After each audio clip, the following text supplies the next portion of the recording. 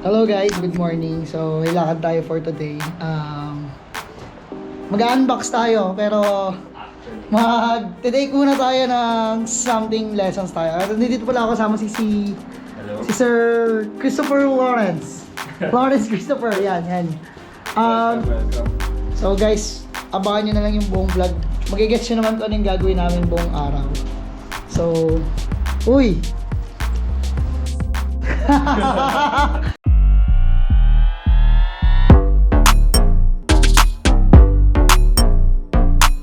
Theoretical lesson about drone. So basics tayo and flight checklist na rin. So kung ano yung mga dapat mong tandaan before tayo magpalipad ng drone na. Yan lang naman. Yung airlaw. So itatackle din natin yung mga rules and regulations ni Air rules. Yes. Okay. Airlaw. Law talaga. Air law. Okay. So guys, si Sir Christopher Lawrence, Lawrence Christopher. Ano sir ginagawa mo yung live? Isa akong drone operator. So, nagsusupply ako ng mga drone services sa different production companies, networks. Tapos, yun din, nag-instruct nagtuturo din kami. So, I'm also a drone instructor. So, sa mga gusto matuto mag-drone as well as gusto magpa-lisensya. So, sa amin sila nagte-train. So yung ngayon sir, certification lang to or lisensya or? Certification. Iba pa yung licensing? Yes. So, certification, hindi ka makakapagkuha ng lisensya hanggat hindi ka pa nag-undergo ng proper training. Okay. So, yung mga training facilities, isa kami doon. So, yung certificate na pinaprovide namin is ina-accept naman ng governing body natin which is CAA. Magkano yung pagpa-licensing na? Or? Sa licensing, around 7,000 siya. Valid for 5 years yung license. Mura na rin pala. Yes, ang mahal lang talaga training and... So ito yung mahal initially, Yes, yung... parang proper schooling mo siya. Okay. So yung sa licensing, may class pa ba yun? Wala. Or... So, ito na yung class. Okay. So anytime pwede na rin ako if Yes. trip ko. Pero nasabi ko naman sa'yo, wala naman akong balak ito kasi si Sir, guys, sobrang lupit ng mga... Unang nakita Philippine Arena. Sa Philippine Arena na parang first time na nag-live, tapos naka-drone. So, siya yung may pakana, Yung kay Gary V, siya din yun. So, mag-check lang tayo yung discussion all throughout the day. Nagda-dive din pala siya. Yes. Ayun, nagwa-wave 2 or tapos na wave 2?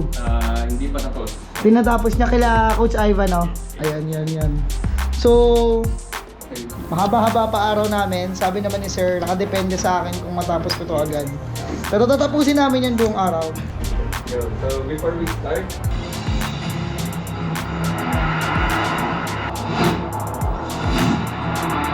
basis, pero yung even the manned aircraft, Mag-unboxing tayo ngayon guys sa Ang tagal ko nang ginusto to. Ngayon lang ako nagkaroon. After hindi ko alam ilang years. So guys, many years. College pa. Ito yung pinurchase natin. Avata 2. Dito kay Sir. Yung pinurchase ko guys, Fly More Combo. 3 batteries na siya. Ito yung included niya na. Tapos ito, nag-extra purchase ako nito ng remote controller. Kasi sobrang recommended sa akin ni Sir na mas magandang merong extra nito.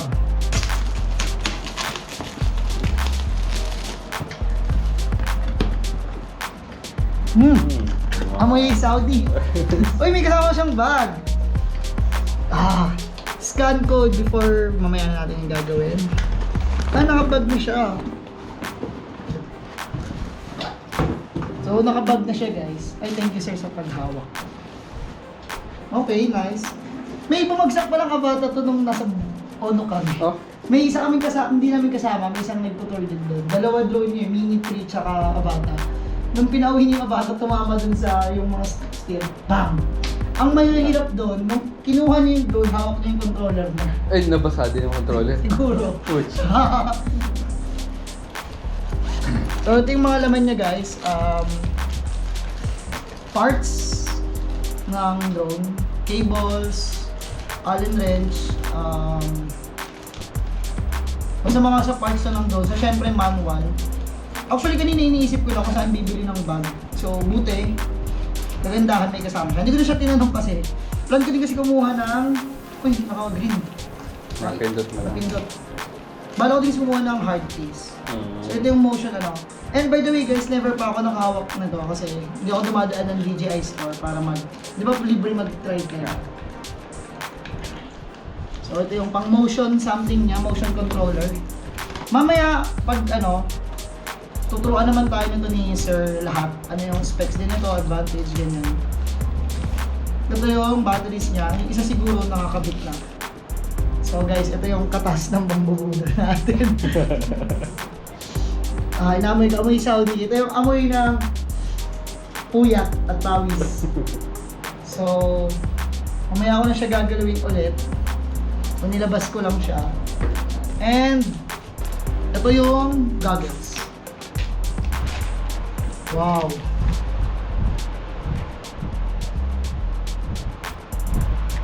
So, mamaya, curious talaga ako kung anong nakikita dito. Kung para ba yung kay Goku. Pero mamaya, pa-check natin. Gaan niya pala. So, di-discuss sa atin ni Sir ko anong meron. Anong kaya na tong specs na... Pinurchase ko siya, hindi ko alam yung specs. Hindi ko tinignan yung... Basta nakita ko maganda siya. Isa to sa latest, tapos ang tagal ko gusto magka-FPV na. So ano meron sa Avatar to, Sir? Okay, so si Avatar, pwede mo siyang makontrol using the motion controller. So, motion controller yung kasama talaga niya sa box. So si motion controller, ito yung parang gas mo. So, pag pinress mo siya, magpo-forward yung drone. Pag pinush mo siya, ito, napupush siya, na-atras naman. Siya si throttle. Yes, siya si throttle. Okay? So, ito yung throttle mo. Okay so, po. Push and pull siya. Then, pag ang ginawa mo naman na movement is left or right, yung drone is turn left, turn right. Ganun siya. Pwede mo rin siya i-control para mas flexible ka using the FPV remote controller. So ako mas i-advise ko na gamitin mo tong FPV remote controller kaysa sa motion control. Kasi sa motion control parang meron pang AI na nagpapatakbo sa kanya. So hindi ka pa fully in control sa kanya. So pag gumamit ka ng FPV controller, mas okay siyang gamitin. Tara, palipad. So, papalipad na tayo guys. Ito na yung unang legit. Ang dami ko natutunan. Guys, kung ako sa inyo, iba yung marunong sa may alam. So, ngayon ko lang natutunan na yung mga misconceptions.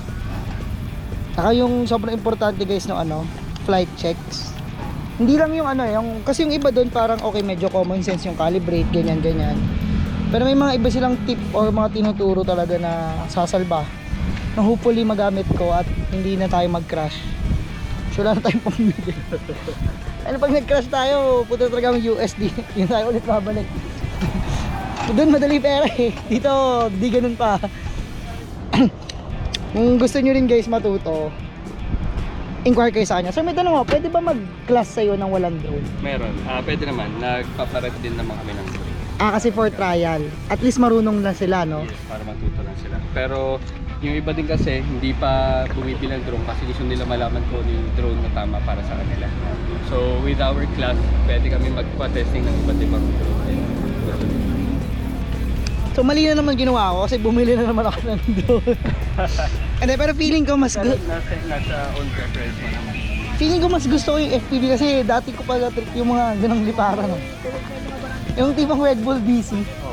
Mga ganun talaga trip ko. Which is hindi mo nagagawa siya sa mga regular drones. Bago natin gamitin yung avatar mo, patesting ko muna sa yung normal drone. Okay. Magpapakita lang din ako sa iyo ng iba't ibang maneuver. So guys, for the record, ngayon lang ulit ako hawak ng drone since nung traumatic day. So, mauna ko itong i-upload bago yung nung balabak namin. Mauna to upload ko agad to eh. Unboxing tsaka Mauna ko upload to. So, kakauwi lang namin from balabak. Abangan nyo na lang sa next videos.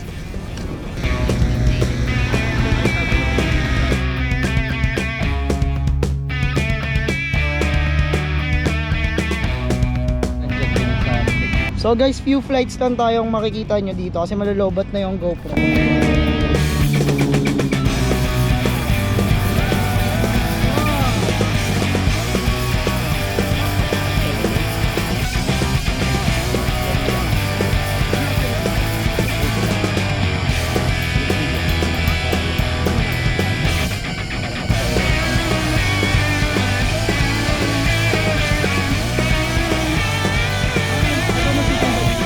saya. Pero nabitin nila ako sa speed niya ba? Oh, try mo sa remote. Baka sa remote. So try natin sa remote. Anyways, hindi ko na siya i-record guys. Panoorin nyo na lang yung clip